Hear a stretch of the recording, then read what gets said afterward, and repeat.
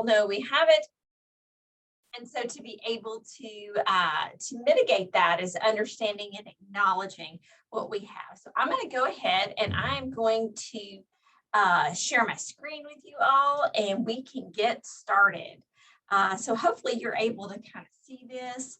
And again, if you have any questions or anything like that as we go through, please do not hesitate to ask a question in the chat box, and Athena can be able to let me know what's going on and help me there. And so again, today we're really focusing on how to mitigate stress. We know that it's a common factor and problem in our life, and we need to first of all understand stress, acknowledge it, and then ways to deal with it. So first of all, just to tell you a little bit about myself, I'm here at Murray State in Kentucky, and I've been here for 4 years now. I'm the graduate coordinator.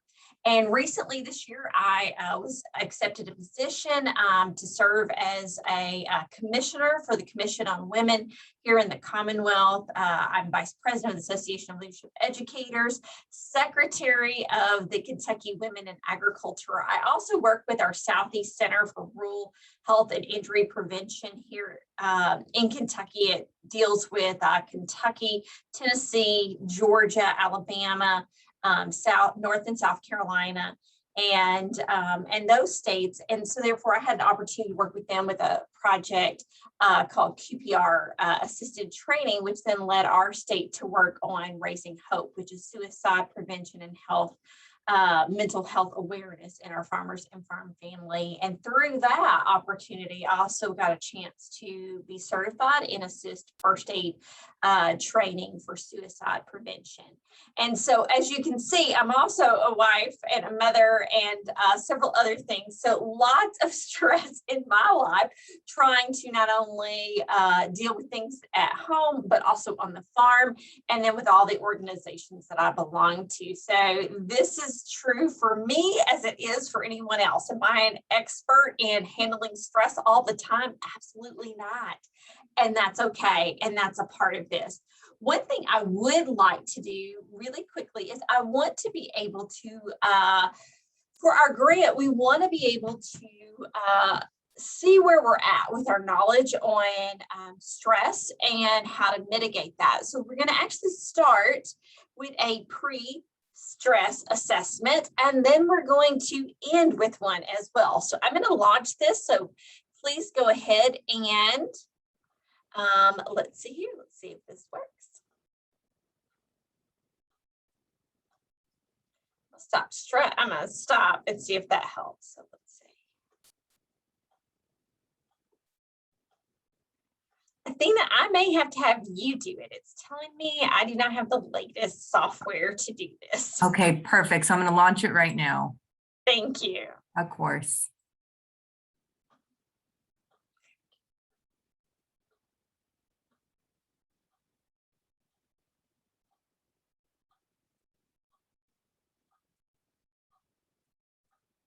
And Dr. Cuffey, are you able to see it on your side? Did it launch for you? I am. It did launch, yes.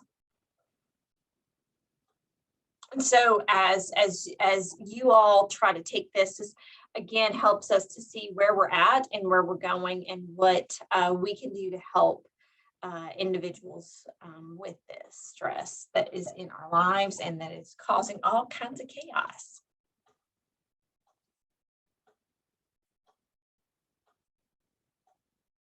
Erica, Sarah, and Miguel, are you guys also able to see the polls? Little thumbs up or holler.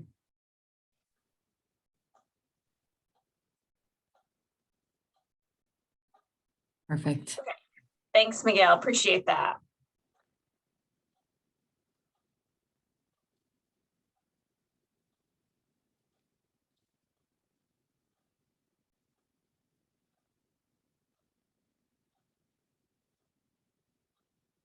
Thanks, Sarah.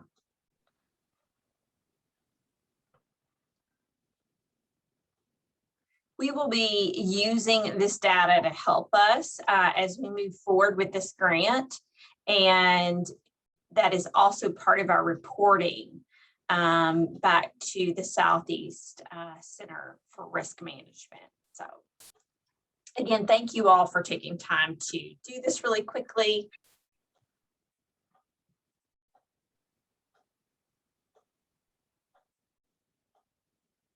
There are only 7 questions, so it shouldn't take too terribly long.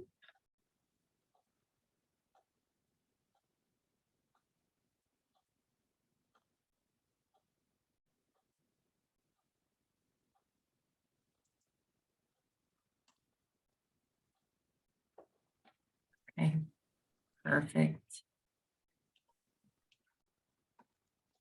All right, we got everybody in. All right, great. Thank you so much.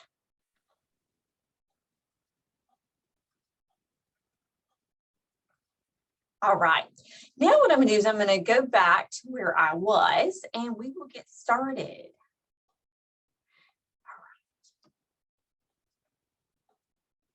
Okay, so first of all, Sheryl Sandberg, she said, trying to do it all and expecting that it can be done exactly right is just a recipe for disappointment. And so what I'd like for you to now do is I want you to think about the first step is really to assess where we are at in our life and how is life for you. So 1, is it pretty bad right now? That would be a 0, and 10 is great. So for me this week, I have webinars. We have our Fall on the Farm where preschool, kindergarten, and first graders from the city schools, county schools, all come together to our farm here at Murray State. So lots of different things happening with not only my work, but also too just field trips for the girls and things like that. We also have fall calving that's happening at this time of year. And so lots of chaos is happening in my life. And so it's pretty crazy and pretty hectic right now. And so the first step in all that we do with understanding this is 1, where are we? We have to evaluate and assess where we're at right now. And this is a great exercise also, just to kind of when we start to get stressed out, to step back and go, okay, what is happening right now? On this scale, where am I really at? Let's think about this. And then you can write that down. And again, it can be positive and it can be negative. I mean, stress can be a good thing. My students are adamant that stress or procrastination actually helps them to get things done a little bit better. So first of all, let's define what is stress. Well, first of all, it is normal. And I think that there's a lot of myths behind stress, and we say that it's not normal, it's abnormal, and that it's negative, when in actuality, it is normal. Every single human on this planet experiences stress, and in different ways. So we have to, first of all, acknowledge that it's normal. It happens to us all. And for some, I have a few students in my class, it actually motivates them. That stress, that deadline coming up actually motivates them to get things done. And some common misconceptions is about stress is when you are stressed, you know exactly what is causing it. That's not always true. A lot of times we can be stressed out about a particular situation and we think this is it, when in actuality, it may be a compounded issue. Or it could be, this is the straw that broke the camel's back, when in actuality, it was the other things involved that led to this particular event that caused us what we feel like is the greatest amount of stress. Anxiety and stress are signs of mental illness, and some people do not have stress. These are common signs that are wrong. These are myths, because again, everyone has stress. And just because you have stress does not mean that you have a mental illness. Nope, not at all. And when you're stressed, again, you may not know what is causing that. And that is completely and totally accurate. You may not know. And it may take you a while to be able to figure those things out. But assessing where you're at, identifying that and writing it down is a good first step. So first of all, stress can be helpful, but it also can cause harm. As I mentioned earlier, my students, whenever they are studying for an exam. Sometimes they do not get into that habit until literally the night before. And so that stress can be helpful to them and motivate them to study. But yet if they don't provide enough adequate time to devote to it, they can obviously end up with a poor grade. So again, helpful if you're against a deadline to get your farm tags in, or if you're in a deadline to be able to, synchronize your herd as far as your heat cycles or estrus cycles. Those are things that you're up against a deadline. You've got to get it done. And that can lead to some helpful stress to motivate you to get moving and get that body going to take care of things on the farm. It's harmful if you worry so much about what's happening in, let's say, your vegetable crop, if you're worried about what's happening, again, with your kids in school, or if they've got driver's license. These kind of things can, once again, be so harmful if you let it overwhelm you. And take that in. As a parent, as someone who has a family that has a farm, all of these factors can play in at different times and stress us out. The ideal is do we use that stress to help us move forward, or does that stress push us to a non-movement, to an ability to be able to not be able to process? And that's when stress can actually be harmful. It's whenever it becomes so burdensome that you cannot move forward with that. So what can stress do? Well, here are some of the things that stress can do in your life. Okay, so we said that it can be helpful if it motivates you to move forward, to reach that deadline, to register your farm, taxes. Obviously, we all get in a rush there. We've got to get those in by a certain deadline. And so sometimes that can be very helpful. But also, if you have too much stress, it can lead to things. The number one cause or actual result of too much stress is heart disease. We've got cancer, arthritis, diabetes, chronic lung disease, asthma, depression, and high blood pressure. And one thing to recognize with the overabundance of stress and whatnot is that these are from the CDC. So the CDC recognizes that stress is an issue and can be a problem if it is persistent over a long period of time. And they've identified these as possibilities and things that can lead to negative results to your overall health, not to mention your mental health as well. And so it's important for us to understand the end. This is what can happen if we don't learn how to acknowledge, understand, and deal with the stress that's in our life. And I think we're all at a point in our life where we know we have stress, but identifying it, understanding it, and moving forward is probably the key that we all need to work on in our day-to-day life. One particular thing is that we have with stress is called the fight or flight. So, and I'm not talking about necessarily, boxing, but it is this idea of, do we deal with it head on or do we run away?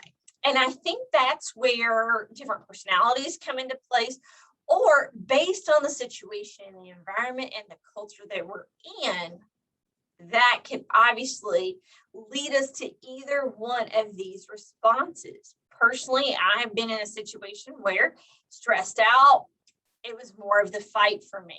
But I've also been in situations where literally I wanted to just ignore it, run away, and think that it would get better. And a lot of times we can feel this overwhelming stress in our lives.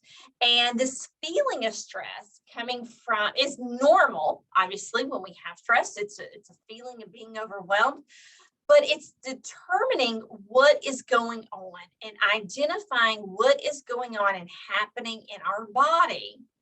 And again, we want to be able to identify what is actually happening. And so by simply pausing, taking that moment to go, all right, what is going on? I'm doing a presentation on a national format here, and it's being recorded. I hope that I'm doing well. What's going on? Oh my gosh, what's happening? We can all experience that moment of panic, anxiety, and stress due to a situation. And so when that happens, your first response needs to be hit the pause button. Where am I at on the scale?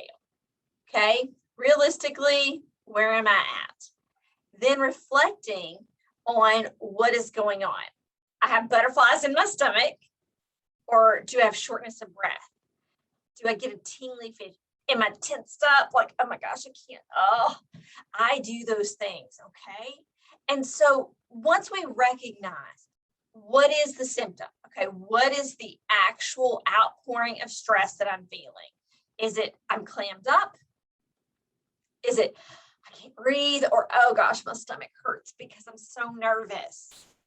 Whatever it is, pause, identify it, and understand that it is a normal reaction, and therefore we can control that.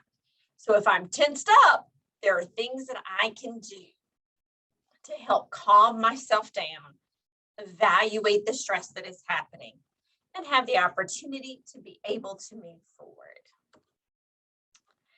So I wanted to make sure that we understand two things. One, stress is internal and it can be external. In the book, Resiliency Advantage, I absolutely love this book because it really teaches us how to tackle and handle kind of obstacles that happen in our life that can impact our ability to perform. And that's mentally and physically perform. And so Dr. Hans Selle said, what we define as stress is real, and it's internal and physical feeling of anxiety or strain that we don't want. This isn't just semantics. Stress is an external pressure and strain is the internal effect. So understanding that it is both of these things that impact us is so important to acknowledge that I can have stress that turns around and creates this external pressure, and that strain is the internal effect. And I really liked the way in which they wrote this particular definition of stress. So let's dive a little bit deeper, okay? What contributes to stress? Well, first of all, internal stressors. These can be things going on inside of our brain. Sometimes we have imposter syndrome. I'm not good enough. What have I got myself into? They think I'm an expert. I am by no means an expert. I have no experience in this. Why would they put me into this position? We continually have these internal battles a lot of times.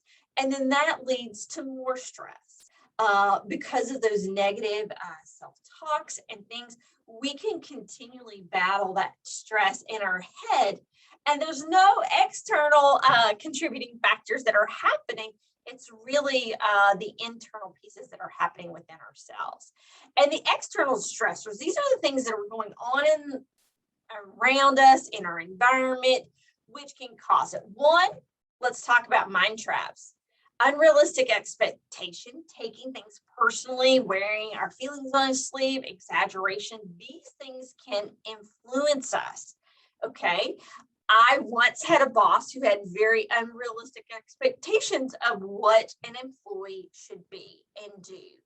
And the amount of hours I was putting in, trying to fulfill their list of things that I had to do was overwhelming and was just unnecessary in the big scheme of life. In dealing with that stress and handling that situation, the way in which I went to my employer, let them know that was huge for me, and to be able to unburden some of that stress was very important. I talked just a second ago about negative self-talk, pessimism, overanalyzing, criticizing yourself is also a part of that, okay? And it's that imposter syndrome. It's where we're going back and forth, telling ourselves that this is too much. We can't do this. This is wrong. And if you've ever hung around people who are pessimistic, who have a negative view on the world, on a situation or anything that happens, that negative talk can influence your ability to be able to process and your ability to be able to handle a situation. And so I always tell my children this. I have an 11-year-old and a 7-year-old. And I tell them, I said, friends are the most important people that you surround yourself with. You can have good attitudes or you can have bad attitudes. And it really is dependent on the people you hang out with, and how they act and react can influence you and your ability to process things in the classroom, on the playground, or wherever you're at. And that is true for us as well as adults. Surrounding ourselves by people who are positive, who have that better outlook, helps us to manage our stress. And it sounds pretty simple. And sometimes the best things in life are simply simple. Hang out with those people that help to promote that. Some other stressors that can happen in your life: lifestyle choices, lack of sleep. I know that there are not enough hours in the day. In Kentucky, we had a huge drought in the month of July. And talk about stress of wondering if we were going to have enough, if we were going to have to start feeding hay to our cattle. We're beef cattle farmers, and trying to determine what we're going to do and how we're going to afford to do that, looking at the profit margins, and we're going to have to sell. Grain has gone up, input costs have gone up, and my dad would lose sleep. He would stress over what we were going to do and how many cattle we would have to sell in order to make ends meet, due to something that was out of his control, which is Mother Nature. And so his lack of sleep impacted his ability to process and think clearly, and also to contribute to this negativism, which then contributed to all of us kind of feeling that pressure and pain. And so identifying what is going on, what are those external symptoms, what's happening, I'm not getting enough sleep, I know I need to get more sleep, and being cognizant of that is so huge in helping us to be able to deal and handle stress. Also, another one is behavior types. So I got to do a lot of work with Myers-Briggs personality assessment, the DISC, typology, those different assessments. If you look at what color you are, or again, we're looking at behavior and personality here. And when you look at that, that also impacts if you're a high C in the DISC, which is that conscientious, cautious rule follower. This has to be perfect before we turn it in. That adds to your level of stress. Each time you go to turn in a report, each time you go to submit a presentation or paperwork or things on your farm, that can contribute to stress. And understanding you helps you to understand how you're going to typically react and behave in certain stressful situations. So all of this really comes down to, in my mind, this understanding is you have to understand who you are. You have to understand stress motivates me with deadlines. I work really well under pressure, and I'm slightly a procrastinator. Okay. Understand that. Understand that I like to turn things in, and I want them to be exact. I want them to be precise, and I'm slightly a perfectionist. Okay. Well, knowing that, what can we do to help alleviate stress in our lives? Again, by simply understanding who we are and acknowledging that first is a great step to helping us mitigate stress in our lives. Continuing on, the mom stresses, dad stresses. I am really infamous for putting this little device and setting it down and then wondering where I put it at, And so I tend to have those type of issues of, I just set it down. Like, where did my phone go? These external things can also put a lot of pressure on you. The teacher sending you a field trip form and saying she needs $4 for them to go a field trip on Friday. And your kid does not give that form to you until, let's say, 8:30 last night. True story. well, all right, well, let me get my money out. Let me sign the permission. So all those little external things can impact you, as well as, like I mentioned, not enough rain, too much rain, market prices. What's happening with our international and global trade can impact too how we function, how we feel about life and what's going on in our day-to-day world. We also, unfortunately, have major life events that happen that may be completely out of our control. When you talk about the loss of a job, when you talk about the loss of a family member or friend or someone that is close, these things impact us and they create and generate stress in our lives. Some of these things are out of our control and we have no control. Some of them we have some control.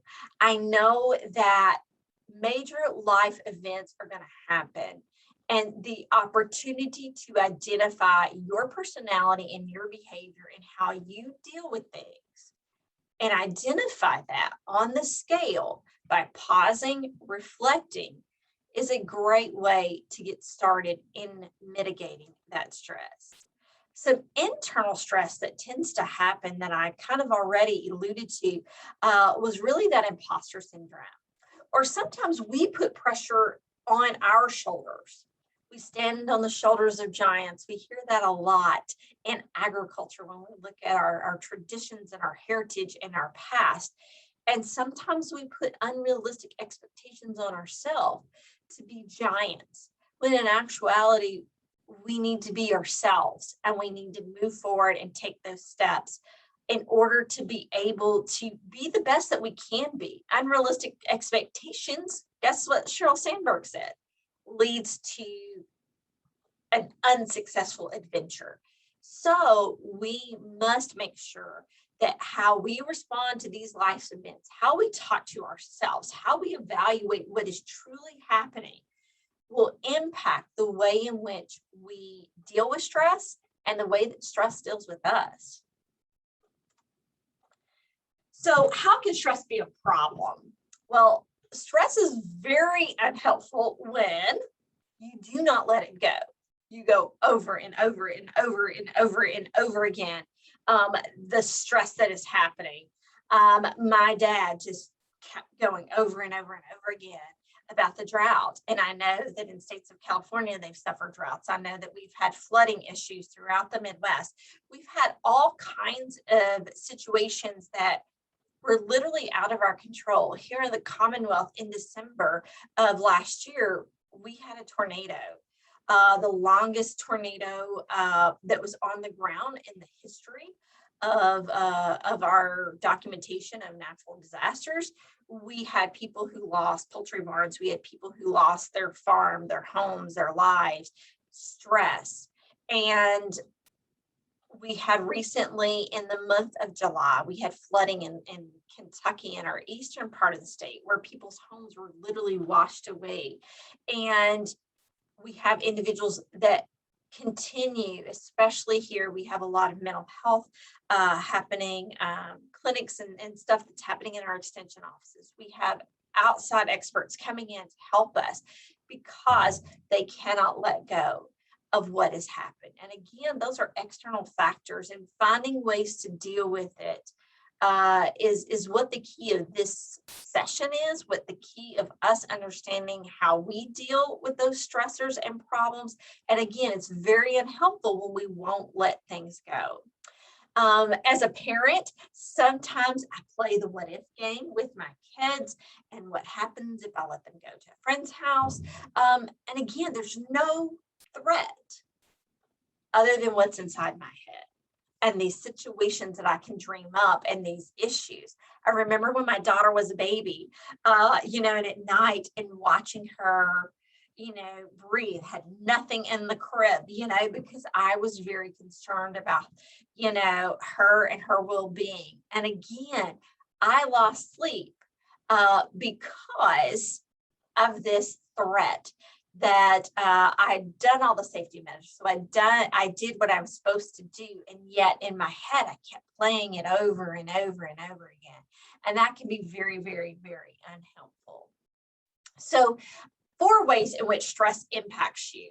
And it impacts the way your body works and functions. That's your mobility. That's the way in which we function. It also impacts the way in which we behave, our behavior, whether we have a cold shoulder, whether we have an attitude, those type of things. It impacts the way we think. And if you process that internally, that stress can wind you up.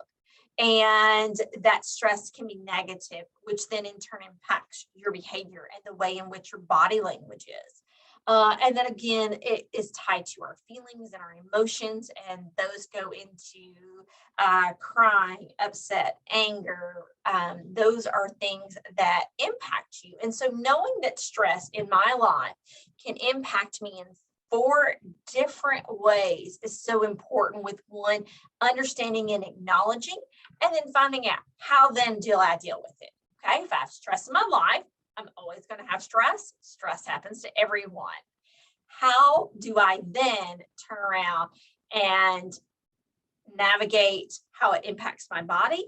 How do I navigate my behavior, the way I think, and the way in which I feel is so very important. So here's some things to understand when we talk about our body. These are physical symptoms of dealing with stress. So it can cause heart racing. Literally, you can feel the pulse beating in your neck and your chest whenever that adrenaline kicks in due to the stress that's happening. It can cause some people to have breathlessness. You can get lightheaded. Tension, neck and shoulders are probably the most prominent ways in which we identify stress in a physical form in our body. Sweating. Some people will tend to perspire and sweat as stress happens, and you can physically see that happening. Headaches. Those can be tension headaches in the back of the head, but that also can be migraines and so on, depending on that level of stress and how your body responds to that stress in a physical way. Lack of concentration. Sometimes we have so much happening at us, it's hard to process. How do we, in turn, try to focus on one particular aspect when we have so many different things going on? Brain fog. Now, when I first heard this term, I thought, what brain fog? What do you mean? And if you think about the ability to be able to see clearly in heavy fog, heavy dense fog, I'm positive that we've all had the opportunity at some point in our lifetime to drive through really dense fog. It's very difficult and very challenging, and you're literally so narrow focused on what's immediately in front of you that you can't even see or comprehend your surroundings, your peripheral. And if you think about brain fog in the way in which we cognitively move forward, that's what's happening. There's so much dense fog that is happening, so much stress that we can't even see or acknowledge. It is such a narrow focus of literally what is right in front of you. And that's probably the best way to define that physical symptom of brain fog. We also have palpitations that can happen, dizziness that goes along with that, being lightheaded, shaking. I have seen people nervous getting up in front of a class. I have some students that have to do presentations as a part of their assignments. And some of them, they get so nervous and so anxious about it that they're physically shaking. And you can see that. You can visibly see the stress that is impacting them in their body. Some people and individuals will get hot. That's where you're seeing the sweating. But you can also have cold sweats too. And that physically getting cold, bringing the temperature of your body down or elevating it up can be a physical symptom of stress. Looking at how we, indigestion, heartburn, those are things. Also looking at being just exhausted. There are so many things happening. Taking care of myself right now is not only important skill because I have X, Y, and Z to get done, can lead to that exhaustion, unable to sleep, cannot get enough hours in the day. And so therefore we're maximizing that with worry and stress, and it's physically showing up in that inability to be able to rest. So some typical behaviors. So again, we started with physical symptoms. Number 2 is behaviors. One thing that I will admit, I don't like grading.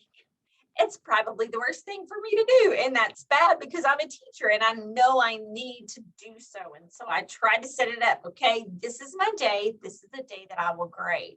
Sometimes I put things off and avoid it. So I tend to take grading and set it over here. My dad and husband, they dislike weed eating. Okay, on the farm around the fence row. And I mean, the state value is important, but also keeping things out of, we live on a major highway. And so being able to want to pick up trash, those kind of things. And so they despise that.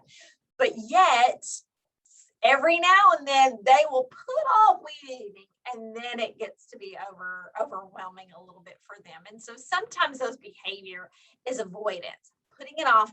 I'll get to it. This has come up. I've got to handle this first. Biting your nails, grinding teeth, popping knuckles. I'm a popping knuckle person, try not to, but nonetheless, when I do get nervous, that is something that I tend to do. Too many irons in the fire. As I mentioned previously, I have a ton of things that I do. I have a hard time saying no. And yet for me, managing my time effectively is one way I try to handle all of the different irons in the fire. Talking excessively is another example of a behavior when you're under stress. Also, smoking, drinking, coffee, alcohol, cigarettes, you name it. Those are things that we do, behaviors in which we have that we utilize in order to help us manage and deal with stress. Sometimes stress even pops up as us fussing, griping, arguing with our colleagues, with our coworkers, our employees when we get stressed. And so these are behaviors that we express when we're dealing with stress. So now we're into our mind, and then we're going to pick up with feeling as one of the final 4. So what goes in our mind is so vitally important. Because what happens internally is typically we'll have an expression outwardly as well. And so think about that. What goes on inside will somehow manifest outwardly at some point in time. And so typical thoughts that happen when we become stressed and overwhelmed is, I can't cope. I can't. It's too much. Some people will turn around and utilize that they're useless because they can't get it all done, because the stress is so overwhelming and they feel inferior to whatever task or situation that's happening, and therefore that negative talk starts. Another one that we say here in the South is, if it weren't for bad luck, I wouldn't have any luck at all. And this is just how things go. When it rains, it pours.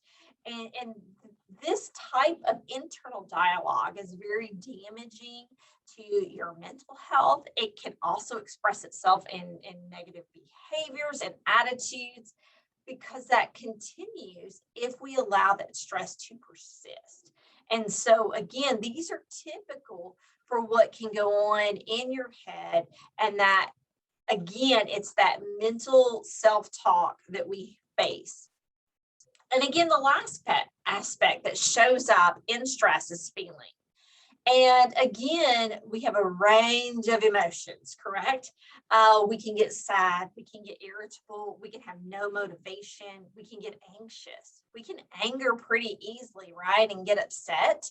There can also be a sense of hopelessness, like how is this ever going to get any better? Insecurity, loss of job, those kind of things can really impact our feelings, which I hope what you've seen here with those 4 types of ways stress is revealed, they're all connected, correct? And so if it becomes overburdensome, then it's going to show up in the way in which we feel, our mind, our body, and that internal piece there. And so those behaviors will be expressed when stress becomes too much. And those are ways that we continue to allow stress to impact us through what if games, constant worry, letting it repeat itself over and over and over again. These are ways in which stress can negatively impact us. And so this is a vicious cycle, right? Okay, so our thoughts lead. This is that connectedness. Okay, our thoughts, our feelings, our behaviors, our physical responses, these things can be in a cycle if we don't find ways in which we stop and we start to process, pause. Where am I at on the scale? What is happening? Okay, how can I properly deal with that? And so here are some steps to deal with it, which is exactly what we wanted to get to. But I'm a firm believer that you can't start with the solution without understanding the problem, identifying it, and finding what is happening in your own self. So first things first, one, it can be daunting to look at this, but I'm not saying do all four of these at one time. I'm saying simply address one, and see how that helps you manage and cope. So we have food, exercise, sleep, and relaxation. And these are some ways in which we can control sleep. Too little or too much can impact. So you need to ask yourself the question, okay, how much sleep am I getting? I have a Fitbit, and on my Fitbit, it tells me my sleep score, okay? And so whenever I look at my sleep score, it gives me a good, fair, or poor, and I can look at the amount of hours that I slept and how I slept. Now, you may not be able to, you may not have one of these devices, and that's fine. Just think, what time did I go to bed? Did I wake up feeling refreshed? Did I feel good when I woke up? Or did I want to crawl back into the bed and say, I need more sleep? Or whenever I woke up, I had too much sleep and I'm not very, I can't function very well. You just have to ask yourself that. And then there are some tips. So think about this. When you're going to bed, is there a ton on your mind? Are you checking your phone, checking your Facebook, doing all those things right before you go to bed? Maybe we should turn off the electronics. Maybe there are some things that we can do, maybe cooler temperatures at night. So drop your AC down, okay, a little bit. And maybe that helps you to be able to sleep and have a better quality of sleep. So that's one way.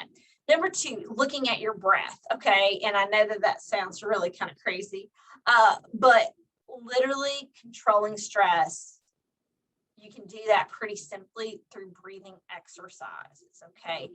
Research has proven time and time and time again that breathing exercises help reduce butterflies in your stomach, difficulty breathing, tension in your chest, anxiety, that panic motion, breathing. When my daughter gets upset, you know, she tenses up and she just, we practice breathing. What we do is something so simple. I get literally a little bitty container. You can get them at like Dollar Tree, Dollar Store, Walmart, whatever, of bubbles. And she has to dip it in there and has to breathe in and breathe out. And it's all these bubbles. And then that brings her joy. But what that's really done is that tightness in her chest, that panic, that anxiety, that sense of no control. She is now in control of that. When individuals go to give a speech, I'm really big on telling people for prepared public speaking, take 10 deep breaths in 1 minute. So set your timer, 1 minute. Breathe in. Breathe out. And when you breathe out, push with your gut. And again, that helps the anxiety, the butterflies in your stomach, that tightness in your chest, that nervousness that you can feel. And that simple exercise, whether it's blowing bubbles or it is doing 10 deep breaths in 1 minute, can help control the symptoms that stress is giving you. Some other things. One, slow down. The students on campus sometimes they're just go, go, go, go, go, go, go. And it's like, slow down, breathe out, breathe in, and do that. That can help you. And it's that I gotta go. We live in a very fast-paced society, and we need to learn how to dial it back. I think one benefit that I experienced during COVID was that slowing down a little bit. And now we're ramped up with so many things going on post-COVID that I really need to focus on how do I get back to that stop, pause. Let's take a breather. I don't need to be going so fast so often. And so what stops you from taking time for you? For me, it's pretty simple. It's the amount of activities I have, my job, my career, the bringing it home. I can access work through my phone.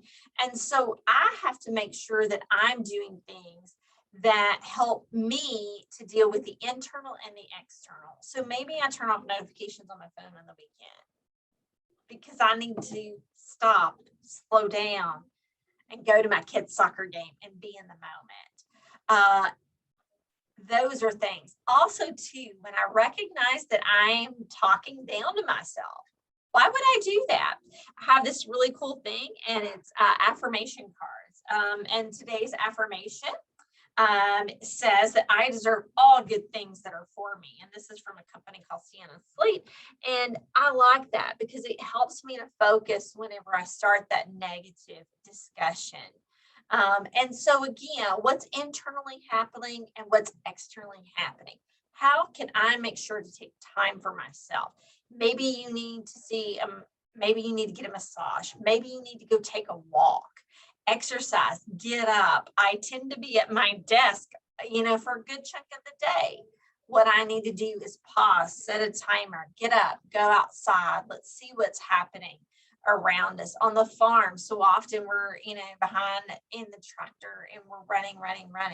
Maybe we need to pause. Maybe we need some positive music. Maybe we need to go stretch our legs, catch our breath. And I think those are some very important things in which we need to do. So here's the big question is who can support you in this? So when we look at this, who is around you? Who do you talk to? Who can help you? And who else can support you? So these 4 questions can help. And maybe they identify some of those behaviors or feelings or physical symptoms that you have when you are stressed. And they may be able to identify it maybe more clearly than you do.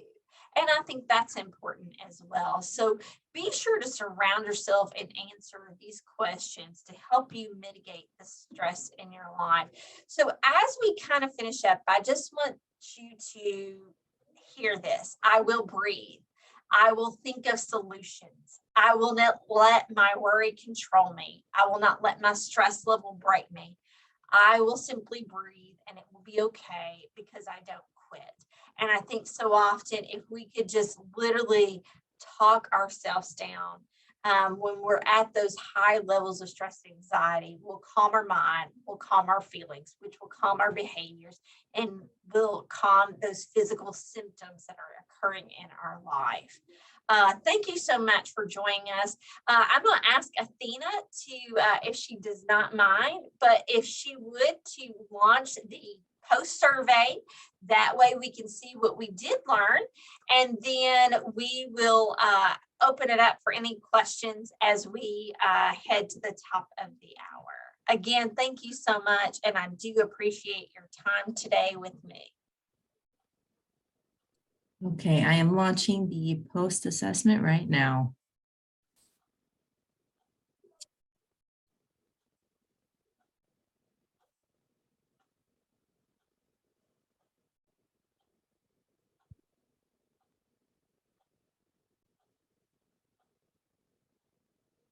And Dr. Guffey, just to confirm, this did pop up on your end, or you're able to see the poll? It did pop up, but it would not let me, again, save the data.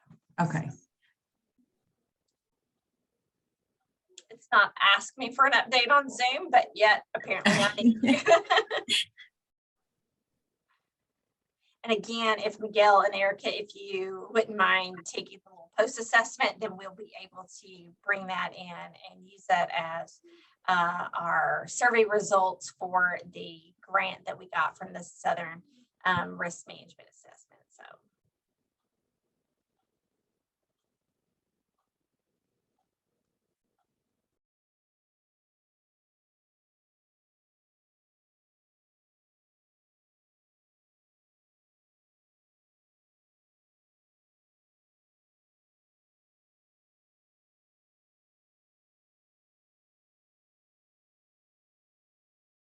And there are only 10 questions on this one. And it really just identifies those things that we discussed with stress and what causes it. So again, if you wouldn't mind doing that, I would greatly, greatly appreciate that.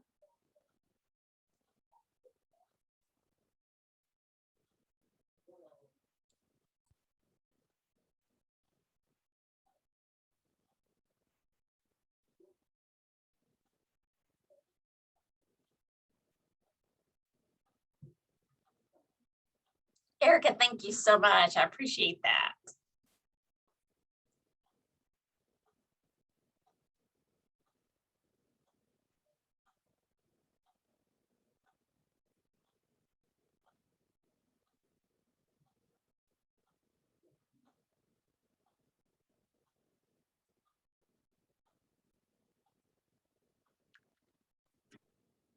Excellent. I think that we can end the poll. Perfect. And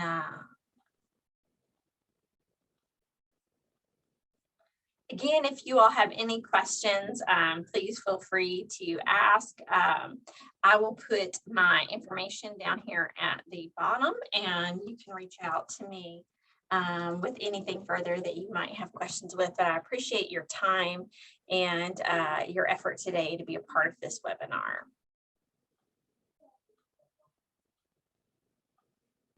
And thank you so much, Dr. Guffey, for setting this time aside to meet with us.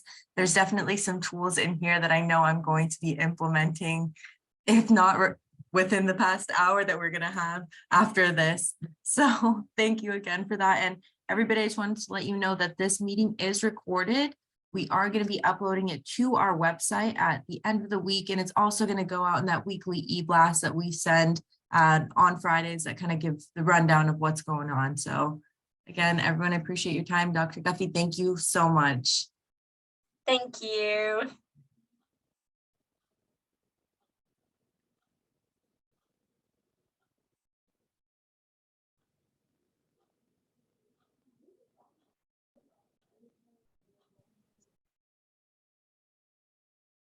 Okay.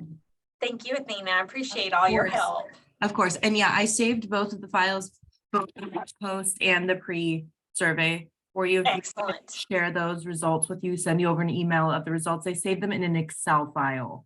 Okay, perfect, perfect. Yeah, Natalie and I will just have to have that to show and you know, for our write-up. So Okay, awesome. Thank you so much. Have a great rest of your day. You as well. All right, bye.